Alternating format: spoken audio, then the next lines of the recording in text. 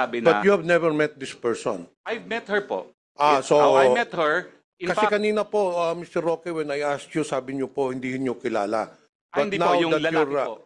Yung but lalaki now na you're Cambodian. telling this committee na na-meet mo man pala yung Yung lessor. Leslie po. Yung Leslie. Oo, yung Leslie po. Na-meet ko. Oo. In fact, hindi ko lang po na-meet. May isang beses pa na nag-lunch kami sa Los Angeles. No? So, wala naman po akong kaduda-duda na siya ay lehitimo. Namin dito, Madam Ina, is magkaroon ng parang localized version itong ginagawa natin, kasi ang sinasabi nga namin dito, hindi naman kasi magta-tribe ito, hindi lalakyan o kaya maitatayo kung hindi alam ng ating mga local government officials o ng local government units.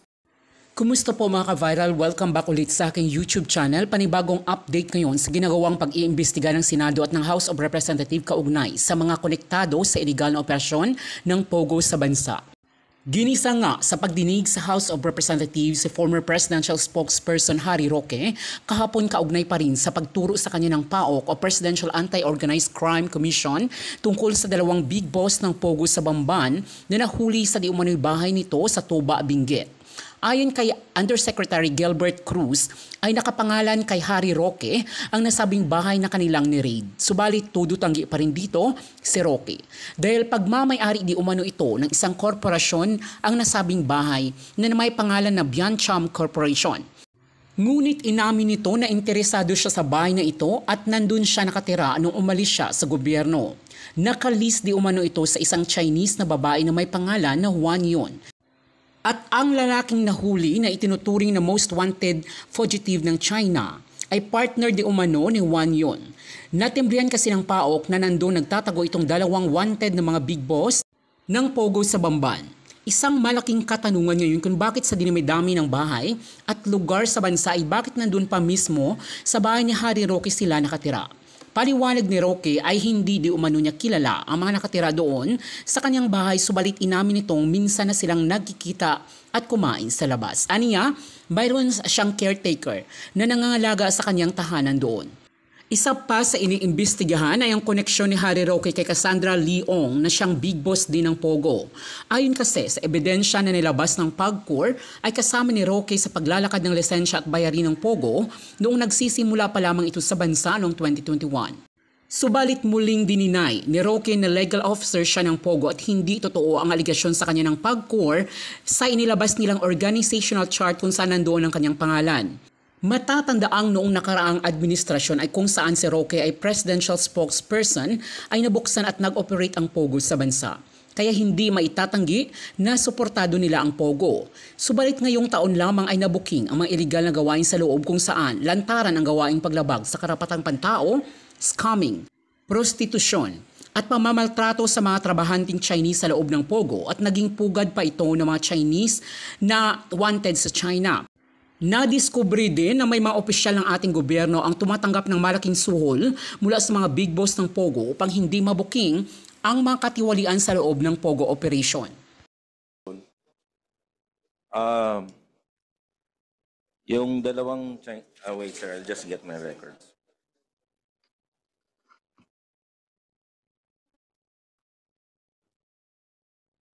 Yung dalawang Chinese nationals po doon, sir, is the female one is Wan Keeping, who arrived in the country on July 17, 2024 with and another one, sir, is a male Chinese national who found to be undocumented, and later he introduced himself as a Cambodian, sir, by the name of Kun Mowern. And later on, sir, we found out na siya po ay isang fugitive wanted for prosecution under an Interpol Red Notice. And his real name, sir, is Mr. Sun Liming, who escaped to the Philippines and has introduced himself as Kun Mowern, a Cambodian national. He has been identified as an IT consultant responsible for the creation of some IT platforms being used by scam farms in the country. He was apprehended by the Bureau of Immigration and the PAOK last July 27, 2024, sir, at Pinewood Subdivision, Tuba, Benguet. So just to clarify, Mr. Chair, so hindi pala dalawang Chinese national. Isang Chinese and then isang Cambodian. He introduced himself as a Cambodian, sir, but later on, sir, we found out na siya po ay isang Chinese national, fugitive Chinese national. Okay. Walang problema dun sa isa, no? Yung nagko-claim na Cambodian national siya. Very clear naman na fugitive yun. Apo. What about the other one? Ano naman ang kasalanan nun? Ang kinaso po natin doon is for her harboring this criminal, sir. So, are these two involved dun sa, connected ba ito dun sa Bamban Tarlac na Pogo? Iniimbestigahan pa namin till now, sir, but initially, sir, yun po ang pagkakaalam namin na itong si Sun Liming, sir, ay involved po siya, sir, dun sa paggawa, sir, ng mga platform that were being used in Scam Hub, sir, dito sa atin. Were you able to establish, Mr. Chair, the presence of this person dun sa Bamban operations? Wala pa po kaming lumalabas sa investigasyon namin, but we are looking at that, sir. Initially, sir, we have this information, sir. Now, Mr. Chair, paano nyo natunton itong Chinese national dun sa Baguio? Was there a tip or talagang through intelligence work lang to? Bakit nyo natunton? Bakit nyo naisipan na nandun nagtatago itong dalawang to? May informasyon po kaming nakuha, sir. Yes, sir. So, I understand na nagtatago sa isang bahay. I think Pines Subdivision or a certain Royal Pine Subdivision ang pangalan. Sino po may-ari nung bahay? Sa ngayon po, sir, as yun nabanggit po kahapon, it's a property, a corporate property. I think it was owned by Mr. Harry Roque. It's a corporate property but being leased by this Chinese national. So it's owned by corporation. The house is owned by a corporation, and in turn, the corporation is also owned by, or rather, it shows that the owner of the said corporation is former Secretary Harry Roque. Yun po yung nakita namin sa hearing yesterday, in the Senate hearing, sir. Do you have the incorporation papers, or do we have a copy of the title of the house to prove that Secretary Harry Roque is indeed the owner of the said house? Wala po kaming dokumento as of today, sir.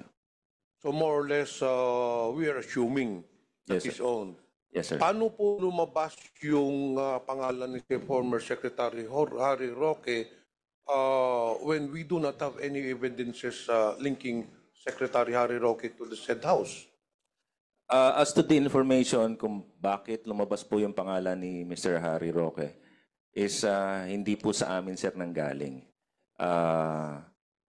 Siguro po, sir, may mga nagtanong-tanong po doon if whether kung nakikita po nila si Mr. Harry Roque doon o yung former spokesperson na Harry Roque. So, hindi na po namin alam, sir, kung saan ang galing yung information. Mr. Chair, can we do some diligence work on this matter, because this is very important to establish whether that it is the house is truly owned by Secretary Harry Roque. Can we send some people to the registrar or to the local government unit to ask for documents, titles, and of course to the SEC regarding the corporation, the corporate papers linking Secretary Harry Roque to the said house? Kailangan siguro natin yon. Can we do that? Yes, sir. Yeah, we can have our investigation. To former Secretary Harry Roque, well, you just heard the statement of Yusik Gilbert Cruz that linking you to the said Chinese nationals. Kilala niyo po ba itong dalawang tao na nahuli ng PAOK? Hindi ko po kakilala itong dalawang tao. In fact, yung sabi naman po ni Yusek, ay kakarating lang na bansa ng July, yung babae. Yung isa, pagpapakilala niya, ay siya'y Cambodian. No? So, hindi ko po kilala kung sino yung Cambodian na yan. Pero actually, Manong Johnny, just to facilitate things, inaamin ko po that I have an interest in the corporation that owns the house. Hindi ko naman po dininay ito sa Senado. Ang problema lang po talaga is we're in the process of distributing property within the family.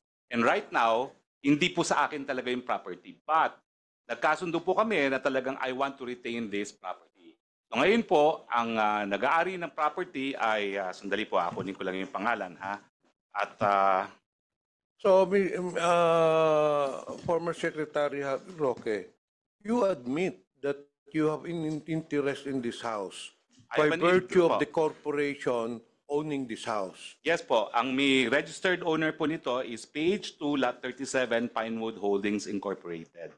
In turn, it is owned by a holding corporation called Biancham. Now, ang totoo po nito, I will have no more interest in Biancham, according to our organization, but I will have full interest in PH2 Lot 37 Pinewood Holdings as part of our division within the holding corporation.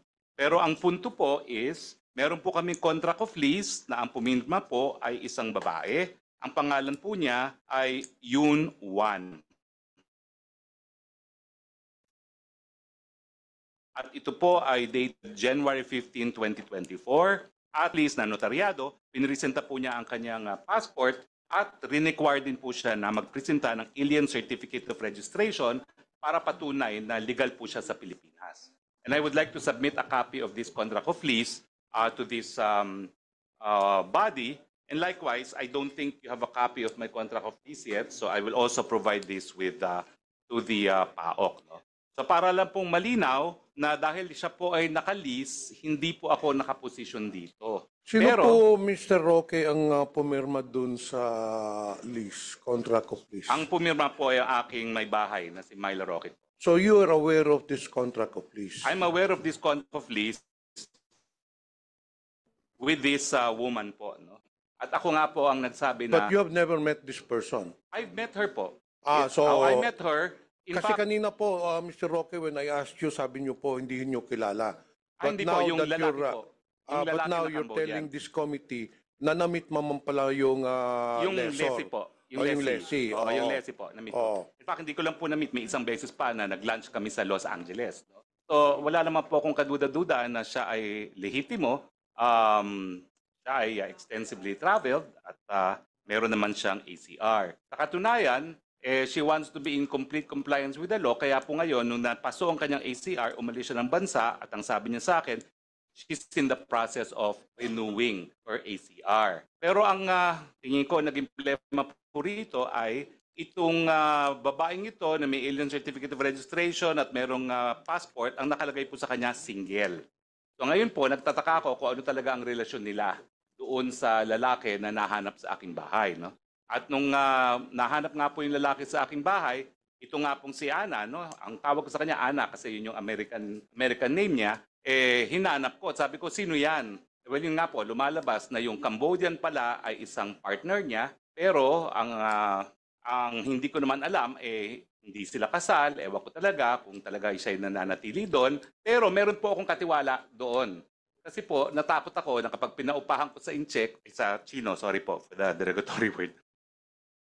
Minsan po kasi nung ako'y nasa gobyerno, nagreklamo sa akin yung mga residente na isang subdivision sa Parañaque, trinifer ko sa OIC na NBI, at ginagamit daw ang isang residential house bilang pogo. So, para nga po maiwasan na nagamitin ito for any other purpose, hindi ko po pinaalis yung katiwala ko doon. Sa labas lang sila ng bahay, nag-aalaga ng hardin, nag-aalaga ng baka, at pinamamasbadan ko po kung ilan talaga ang pumapasok sa bahay. At ang sabi naman po nila, 3 hanggang 4 lang po ang talagang nag-i-stay sa bahay. At wala Mr. po Roque, talagang kailan ho niyo nakilala itong Leslie ninyo? Well, actually ako po, na-meet ko siya sa LA, kailan lang po.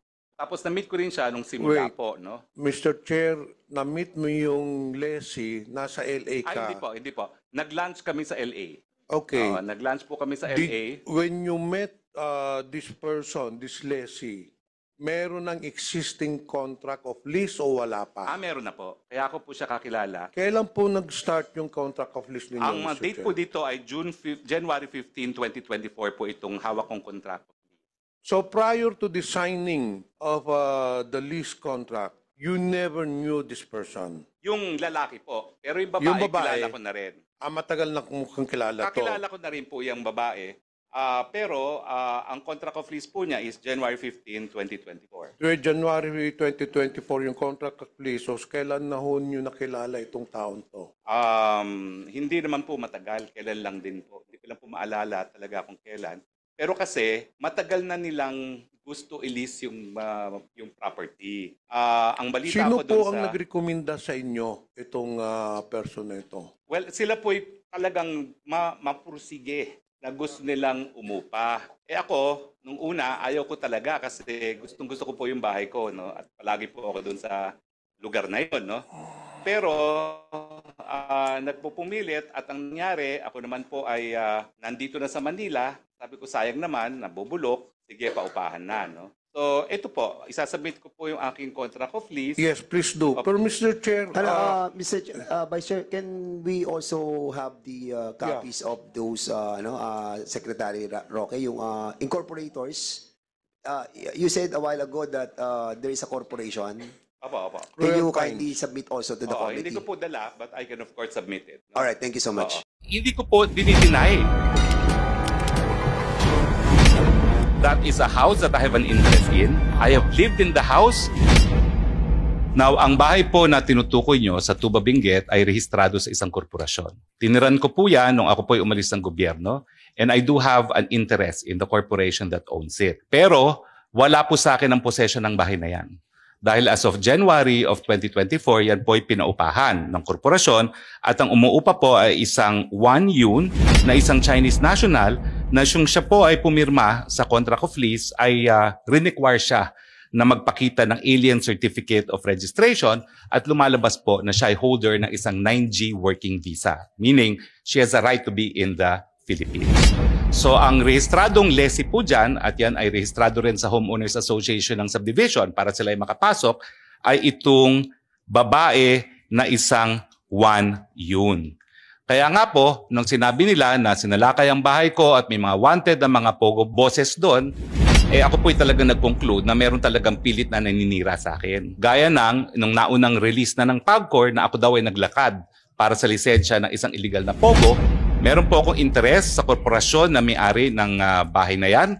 In fact, in the near future, I am concluding a transaction na kukunin ko yung buong korporasyon na may-ari ng bahay na yan. Now, pero ang ine-emphasize ko po, regardless of the ownership, there is a contract of lease which is duly notarized and which I will submit before this honorable body, which means na ang possession po dyan is in the hands of Ms. Wan Yu, who is a legal resident of the Philippines with an alien certificate of registration and in possession of a 9G working visa. Ang gusto ko nga po malaman, kung nakita nila doon sa bahay na yon, yung tao na hinahanap nila na allegedly may tie sa Banban.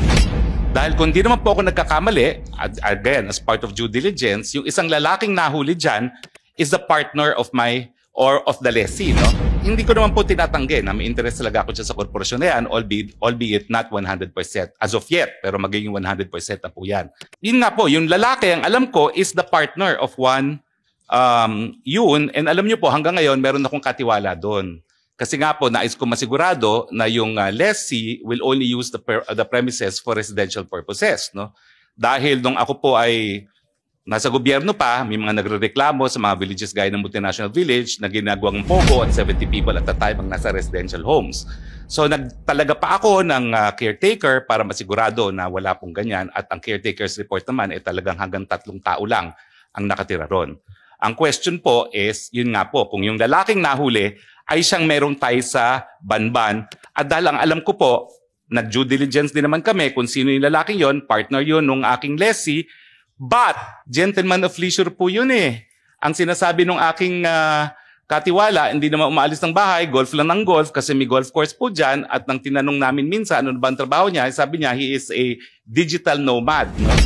Cryptocurrency, no? So nais ko po makita talaga kung ano yung ebidensya na yung lalaking yon ay involved sa banban. Dahil kung hindi naman po, talagang meron pong concerted effort na iling ako dito sa mga pogo, no, na akin namang itinatanggi po. Sabi niyo, korporasyon ang may-ari ng bahay na ni-raid Opo. at natagpuan ng 2 foreign nationals na associated ng PAOK sa Bamban at nasa custody ngayon ng BI. Sabi niyo sa sa korporasyon. But you also, nung nagsalita kayo kanina, you also referred to it as bahay ko. Well, I do not deny po na I have an interest in the corporation. Hindi ko po dinideny yun. In fact, Aling korporasyon po iyan? ang pangalan po ata is PH2. Hindi ko maalala, no? PH2. PH2. Pero wait a minute. Dapat maalala nyo po. You intend to Mahaba po yung pangalan. procure 100% ownership Anyway, of it. maya-maya po, PH2. darating po What yung... does PH2 stand for Well, po? ano po yan that's the location of the address of the house. Okay, anyway, maya-maya PH2, po, why? What's the whole address parang po of the phase house? 2, black number, ganon. Okay, no? phase 2. Pero maya-maya po, nagpakuha ko ng contract of lease para ipakita rito sa komite na ito, no? Na And sa ngayon po, kayo ang majority shareholder ng PH2. sa ngayon po hindi. Hindi. Pero Anong kami percentage po po, ng ang, ownership nyo? Ay, nako, nominal lang po ako Nominal. ngayon, no? Nominal. 10%, 20%? Well, ngayon po lumalabas lang ako, nag-subscribe lang po ako when it was incorporated, no? At sino po yung majority shareholder sa Ang majority is another corporation PH2? po. Another What is that corporation. other corporation? It's Biancham Holdings. Ano pong pangalan? Biancham Holdings. Biancham Holdings. Holding. B-I-A-N CHAM. Bianchan Holdings. Yes, yes. Ganong kalaki yung majority? Lahat po yan Sold. sa Biancham Holdings. Pero minority. wholly owned. Nominal kayo. Nominal. Wholly. Oo, wholly owned po yan by Bianchan Biancham. Holdings. Sino pong incorporators ng Bianchan Holdings? Attorney Percival Ortega po at yun po naalala ko si Attorney Percival